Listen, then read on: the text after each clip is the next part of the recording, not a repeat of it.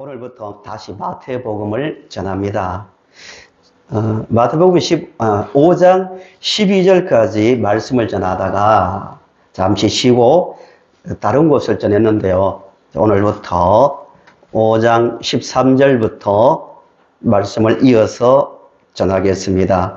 13절부터 16절 말씀은 참 익숙한 말씀입니다. 세상 사람들도 인용할 정도로 익숙한 말씀이죠. 소금과 빛입니다. 예수님께서 제자들에게 너희는 세상의 소금이요 세상의 빛이라고 말씀하셨는데요. 이 말씀에는 세상 사람들이 반드시 알아야 되고, 사람이라면 반드시 알아야 되고 반드시 인정해야 될 중요한 진리가 들어있습니다. 인정해야 구원의 말씀이 마음속에 먼저 귀에 들리고 또 마음에 들어올 수가 있습니다. 너희는 세상의 소금이요 빛이다는 말씀의 의미는, 먼저 너희는 소금이라는 말씀은요, 이집트나 로마 시대에는 군인들이 급여를 소금으로 받을 때가 많이 있었습니다. 이 급여를 의미하는 영어 이 샐러리는 라틴어 소금에서 나왔습니다. 소금으로 이렇게 급여를 받다 보니까 그게 라틴어에서 영어로 옮겨져서 소금이라는 의미가 이제 급여의 의미와 연결되고요. 또 병사를 말하는 솔저도 솔트라는 이 소금에서 유래했습니다. 소금이 그만큼 중요하다는 거죠. 아시는 대로 소금의 역할은 지금은 좀 덜하지만 냉장고도 있고 다른 방부제가 또 나왔기 때문에 덜하지만 이 당시에는 소금은 꼭 필요한 물질이었습니다. 부패를 방지하죠. 또 맛을 내는데 소금이 꼭 필요한 물질이었습니다. 예수님께서 너희는 세상의 소금이라고 하신 이유는 세상은 죄로 인해서 썩어질 수밖에 없는 상태에 있기 때문입니다. 이 사실을 인정하고 이해를 해야만 이 복음이 제대로 한 사람에게 들려줄 수 있습니다. 또 너희는 세상의 빛이라고 하신 말씀은 세상은 죄로 인해서 영의 눈이 가려졌습니다. 그리고 죄로 인해서 사망이라는 어둠, 사탄의 권세라는 어둠에 잡혀있기 때문에 제자들에게 너희들은 세상의 빛이라고 말씀하셨습니다. 우리도 이 눈이 분명해야 돼요. 세상을 보는 관점입니다. 그 사람이 어떤 분야의 전문적인 학자가 되었던 아니면 종교인이든 도덕을 강조하는 도덕론자이든 관계없이 모든 사람은 썩어짐에 잡혀있고 어둠에 잡혀있는 존재라는 것을 항상 인식하며 우리는 살아야 됩니다. 10월 첫 주에 제가 명동에 잠깐 갔었는데요. 시간이 남아서 성당에 좀 들렀습니다. 명동 성당에 여러 번 가려고 하다가 못 갔는데요. 가본 이유는 뭔가 우리가 가지지 않는 뭔가 새로운 배울 것이 있지 않을까 해서 배우려는 마음으로 갔습니다. 그 안내자의 설명을 따라서 밖에도 이렇게 쭉 돌아보고 또 내부도 보면서 우리 기독교가, 개신교가 참 이런 부분은 배워야겠구나 하는 부분들이 좀 많이 있었습니다. 그런데 그 안내책자, 명동성당을 안내하는 안내책장 이런 내용이 눈에 확 들어오더라고요. 뭐냐면은 원죄 없이 잉태되신 성모님, 이 문구가 들어오더라고요. 그러니까 성모 마리아는 원죄를 받지 않았다는 중요한 교리죠. 이 교리가 1854년도에 최근이죠. 1854년도 비오 9세 때 교리화되고 선포된 거예요. 1854년도에 마리아는 원죄가 없다. 그러므로 어떻게 될까요? 평생 죄를 지었다 안 지었다. 평생 죄를 짓지 않았고 또 어디까지 가냐면 다 최근에 만들어진 연세적으로 만들어진 교리인데 살아서 승천했다. 이렇게 나옵니다. 그러나 성경 분명히 말하죠. 모든 사람이 죄를 범하였다고 분명히 말하고 있습니다. 모든 사람은 죄로 인해서 썩어짐의 종이 되었고 죽음이라는 무시무시한 어둠에 잡혀 있고 또 사탄의 권세에 잡혀 있습니다. 예수님께서 분명히 그렇게 말씀하셨습니다.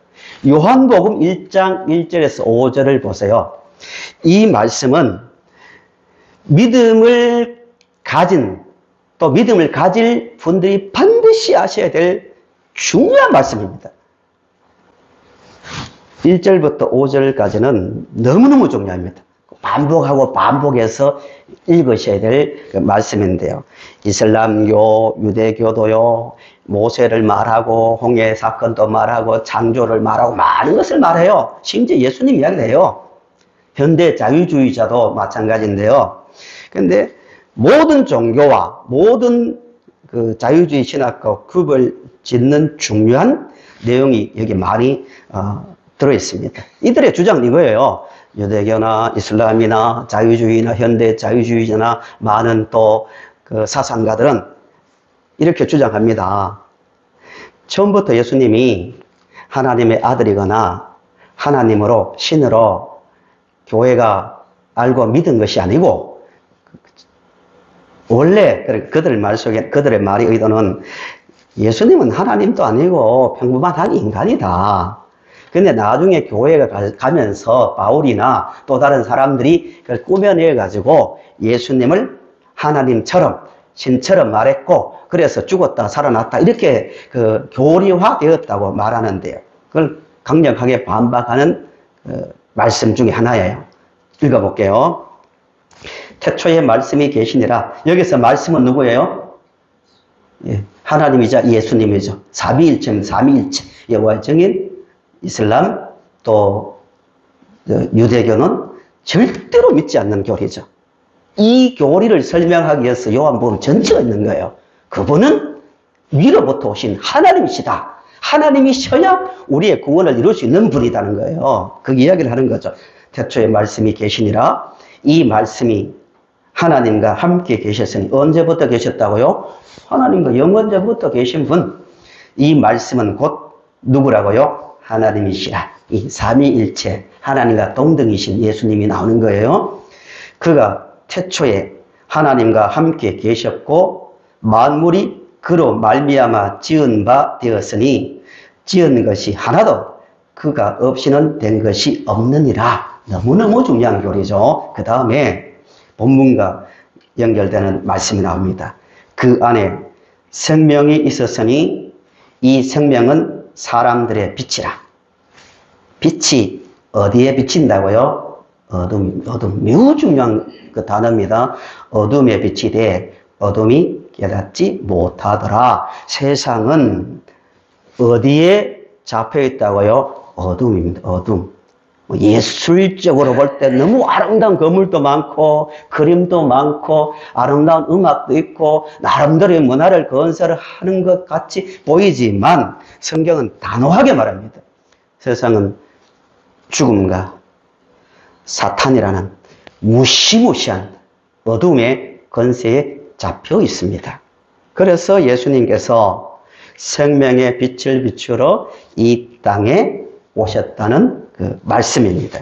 세상은요, 썩어짐의 종노릇하고 사탄과 죽음이라는 어둠에 잡혀 있는데, 그래서 예수님이 이 땅에 오셨다는 것을 요한은 지금 마태복음을 보고 있지만 이렇게 말합니다. 시작 부분에 요한복음 3장에서는 니고데모라는 사람이 예수님께 나오죠. 밤에 예수님께 나오고요. 또 4장에서는 누가 예수님을 만나요? 수가성 여인입니다.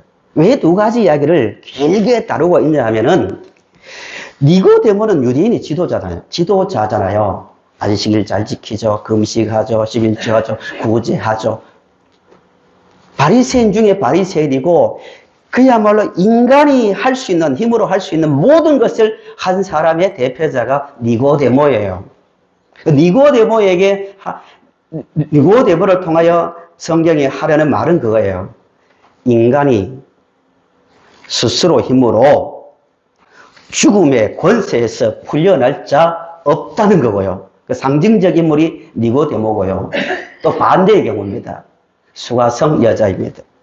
사마리아 사람들로부터도 죄인 취급받는 그 여자도 예수 그리스도를 통해서는 얼마든지 구원을 받을 수 있다는 것을 말하기 위해서 복음을 말하는 요한복음 초반부에 그 여자 이야기를 하고 있는 겁니다. 인간의 구원은 오직 생명의 빛이신 예수 그리스도를 통해서 받을 수 있습니다. 믿으시죠? 예수님만 생명의 빛입니다.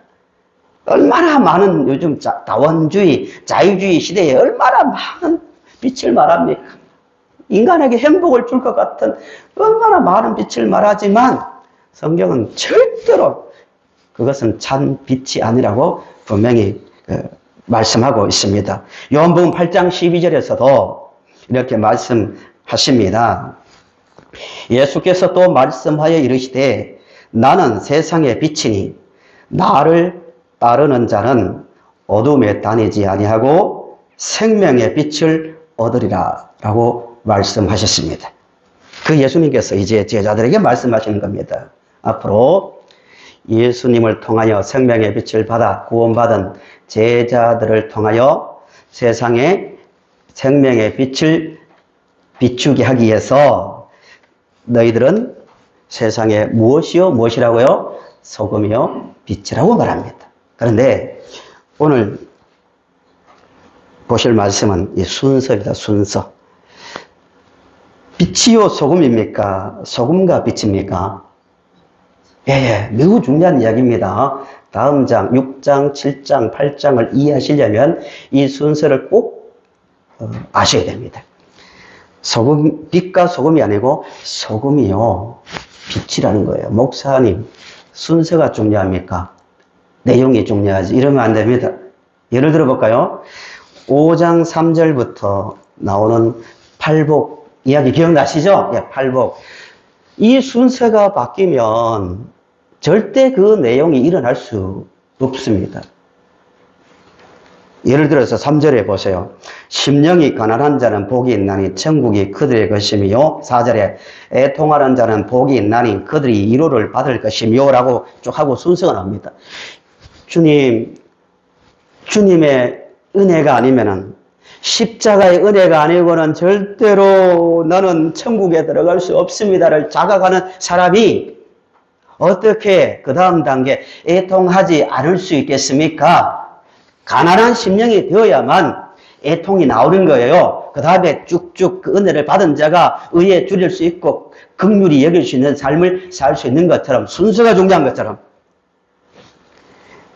소금이요 이 빛이라는 순서도 너무너무 중요합니다. 소금이 되어야 세상에서 빛이 될 수 있다는 그런 말씀입니다. 왜 소금을 먼저 말씀하셨는가? 두 가지. 이 두 가지를 잘 생각하셔야 됩니다. 이 시대의 크게는 교회가, 작게는 한 개인이 세상에 빛이 되려면 먼저 소금이라는 이 말씀을 잘 이해를 하셔야 됩니다. 두 가지 의미가 있어요. 소금의 특징 중에 하나가 소금은 잘 변질되지 않습니다. 유대인들은 이 5장을 들으면서 왜 저렇게 말씀하시는가를 쉽게 이해했습니다. 왜냐하면 구약에 소금과 관련된 가르침이 있기 때문이에요. 우리나라 사람들은 소금 맛을 내지 부패를 방지하지 필요하네 정도지만 유대인들은 그렇구나 왜 소금이라고 말하는지 쉽게 다가왔습니다. 예를 들어 볼게요.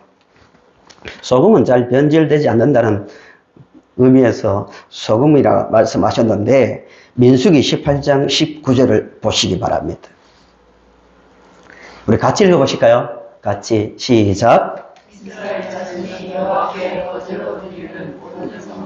내가 영구한 몫의 음식으로 너와 내 자녀에게 주노니 이는 여호와 앞에 너와 내 후손에게 무슨 언약? 영원한 소금 언약이라고 말합니다. 거제, 참고로 거제는 들어서 이렇게 흔드는 것을 거제라 하고 화제는 불에 태워서 드리는 제사고요. 이런 제사의 요제는 거제는 높이 들어서 드리는 거고 요제는 흔드는 거고 이런 종류인데요. 하나님께 제사를 드릴 때 그 제사를 뭐라고요? 영원한 소금 언약이라 말합니다. 고대에는요, 이 어떤 계약을 맺을 때, 상대방과 계약을 맺을 때요, 그 당사자와 소금을 가지고 계약을 맺었습니다. 그 익숙한 그 문화예요. 우리에게는 아니지만, 왜냐하면 소금이 잘 변하지 않는 그 물질이기 때문입니다. 그래서 그런 의미에서 하나님과 인간 사이에 영원히 변하지 않는 그 관계라는 의미에서 이 약속. 그래서 영원한 소금 언약이라는 거예요. 제사를 드릴 때 제사의 가장 중요한 목적이 뭐냐면은 하나님은 우리의 왕이시고 우리는 그의 피조물입니다. 또 하나는 제사 자체의 의미가 있는 것이 모든 제사의 가장 큰 목적은 짐승의 피가 아니면 우리 죄를 위해서 대신 다른 존재가 죽지 않으면 우리는 죄에서 벗어날 수 없다는 그 신앙 고백을 하기 위해서 그 고백을 하면서 누구를 바라본다고요? 예수님을 바라보게 하기 위해서 드리는 것이 제사의 아주 중요한 목적입니다. 레위기 2장 13절을 보십시오. 레위기 2장 13절. 내 모든 소재물에 뭘 치라? 소금을 치라. 내 하나님의 언약의 소금을, 그냥 소금이에요? 언약의 소금입니까? 언약의 소금을 내 소재에 빼지 못할지니 내 모든 예물에 소금을 드릴지니라 라고 말하고 있습니다. 제사의 목적이 뭐라고요? 예수 그리스도를 바라보는 것이 가장 큰 목적입니다. 예수님께서 우리는 신약시대에 제사를 잘 지냈는데 이미 하나님의 백성이야 라고 말하면서 예수 그리스도를 거부하는 그들에게 제사를 드리는 목적, 율법을 주신 목적은 다 누구를 바라보게 하기 위해서다고요? 나를 보라고 주신 제도요, 또 제사라고 분명히 말씀하셨습니다. 그러니까 소금 언약은 절대로 이 진리가 바뀌지 않는다는 거예요. 예수 그리스도를 통해서만 죄에서 벗어나 흑암의 권세에서 벗어난다는 이 진리는 절대 변질될 수 없음을 가르치기 위해서 영원한 소금 언약이라고 하나님께서 말씀하셨습니다. 예수님은 우리를 죽음이라는 이 썩어짐, 사탄의 권세라는 무시무시한 죽음의 권세에서 우리를 구원하러 오신 하나님의 의가 되시는 영원한 소금 언약의 의가 되시는 분이십니다. 믿으십니까? 그래서 진짜 너희는 세상의 소금이라고 말씀하시는 이유는 그 믿음, 예수 그리스도를 통해서만 구원받는다는 그 진리에서 변질되지 말라는 의미에서 말씀하고 계시는 거예요. 다시 우리 앞에 배우셨던 말씀을 올라가 보겠습니다. 제가 늘 이 팔복을 강의할 때마다 도덕적 이야기로 빠지지 말라고 말씀드리는 겁니다. 예수 믿고 구원받으라고 기록된 말씀이 성경이고 마태복음이잖아요. 예를 들어서 이런 겁니다. 3절부터 9절까지 보시면 심령이 가난한 자는 복이 있고 예통하는 자는 복이 있고 온유한 자는 복이 있고 쭉 설명합니다. 그리고 9절에 화평케 하는 자는 복이 있나니 하고 끝나는 것이 아니고 그 다음에 10절과 12절이 같이 있다는데 우리 주목해야 됩니다. 쭉 복을 말하다가 갑자기 10절부터 12절은 의를 위하여 박해를 받는 자는 복이 있다고 말씀합니다. 왜 이야기가 같이 붙어 있을까요? 생각해 보셨습니까? 전혀 다를 것 같은 내용인데요. 화평케 하면 됐지. 왜 갑자기 의를 위하여 박해를 받는 자는 복이 있다고 말씀합니까? 나로 인하여서 너희가 욕을 먹으면 복이 있다고 말씀하시는 이유는 예수 그리스도만이 하나님께서 우리를 위해서 내신 뭐예요? 의이기 때문에 의롭게 되는 유일한 길이기 때문에 이 진리에서 변질되지 말라는 의미에서 이 말씀을 하셨습니다. 두 번째로요. 왜 너희들은 빛이라 하기 전에 소금이라 하셨는가 하면은 빛을 진짜 이 세상에 빛이 되려면 뭐가 되어야 된다고요? 소금이 먼저 되어야 된다. 소금이. 얼마 전에 우리 강화문하고 그 성중계를 봤거든요. 보신 분 많고 참여하신 분도 있을 것인데요. 강화문에서부터 서울역까지 여의도까지 꽉 한 주최 측 추산으로 110만이 모였다고 하는데요. 저는 굉장히 조심스럽게 그 집회를 봤습니다. 왜냐하면은 좋은 뜻으로 모였지만 포괄적 차별 금지법을 반대한다는 좋은 뜻으로 모였지만 그건 좋은 뜻이에요. 누가 뭐래도 그건 반대해야 됩니다. 혹시나 110만 명 중에서 또 소수라도 정치적 구호가 나올까봐 굉장히 조심스러웠습니다. 좋은 뜻으로 정치적 구호를 말하면요. 그 200만, 300만 모여도요. 세상에서 힘을 발할 수가 없는 거예요. 순수하게 다행히 질서도 잘 지키고 순수하게 집회가 끝나서 무척 다행스럽게 생각하는데요. 그리스도인들이 오늘 이 시대에 교회가 세상에 영향력을 끼치는 소금이요 빛이 되려면요. 진정한 소금이 되어야 됩니다. 소금의 성분이 뭔지 아세요? 학교 다닐 때 소금의 성분이 NaCl 맞죠? 맞습니까? 염화나트륨. 예, 염화나트륨. 나트륨이 주 성분입니다. 염소하고. 일반 소금의 성분이에요. 그게 없으면 안 되는 것처럼 그러면 예수님께서 말씀하시는 본문에서 너희는 소금이라고 말씀하시는 이 소금의 성분이 뭘까요? 교회가 반드시 가지고 있어야 될 한 성분이라도 빠지면 NaCl 중에서 Cl이 빠지거나 나트륨이 빠지면 안 되는 것처럼 교회에 반드시 이 성분이 있어야 소금의 역할을 할 수 있는데 그 성분이 뭘까요? 그게 3절부터 12절입니다. 산상수훈이 5장부터 5, 6, 7장 나오는데요. 팔복의 적용이 그 다음에 나오는 내용들이에요. 팔복을 가지고 있느냐? 그러면 이렇게 살게 된다는 이야기가 뒤에 나오는 이야기입니다. 쉽게 해석을 해드리면 그러니까 진짜 소금인가? 내가 진짜 소금인가? 교회가 진짜 이 세상에 소금인가를 확인하려면 3절부터 12절에 모습이 있는가를 보시면 안다는 거예요. 간단하게 한번 보실까요? 첫째, 심령이 어떻게 돼요?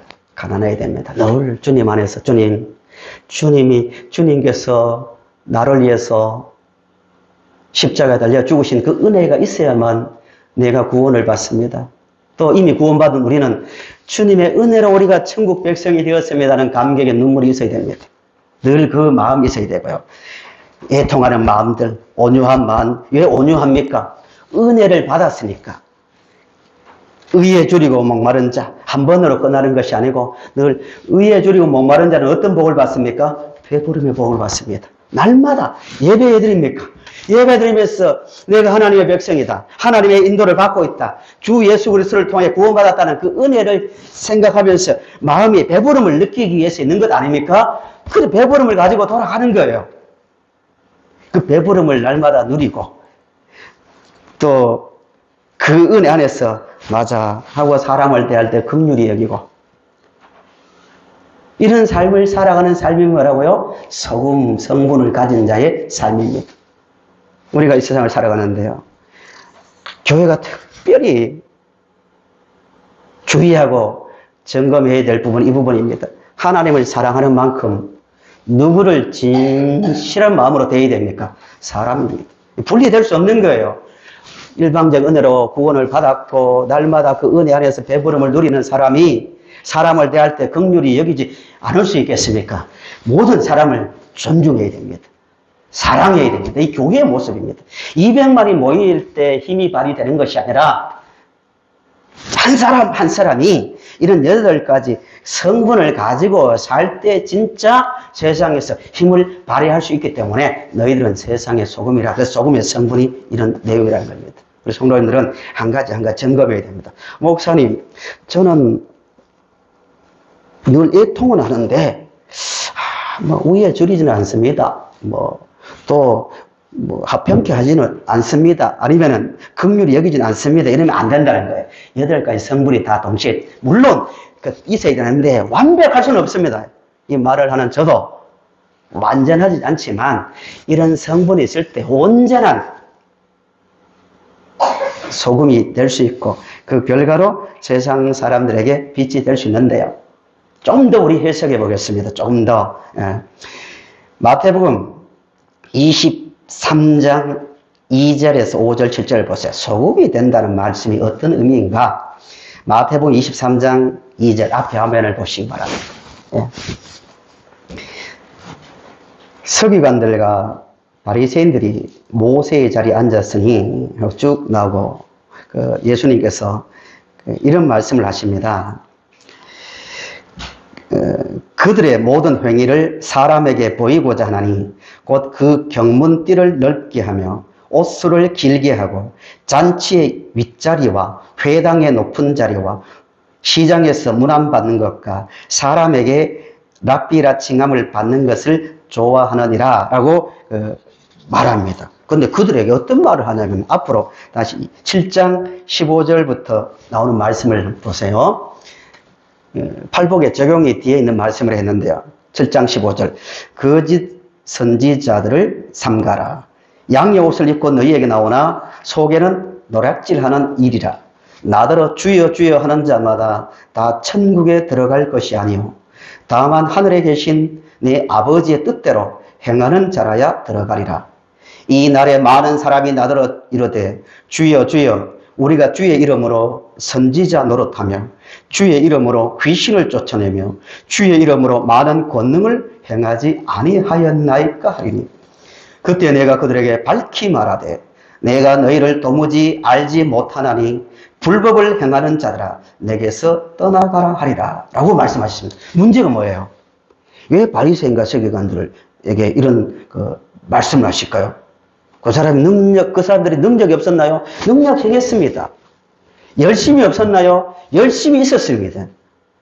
귀신을 쫓아내지 못했나요? 쫓아냈습니다. 예수님도 인정하십니다. 그런데 왜 예수님께서 그들을 모른다라고 말하십니까? 이유가 조금 전에 드린 말씀대로 23장에 있는 말씀대로 그들은 뭘 좋아한다고요?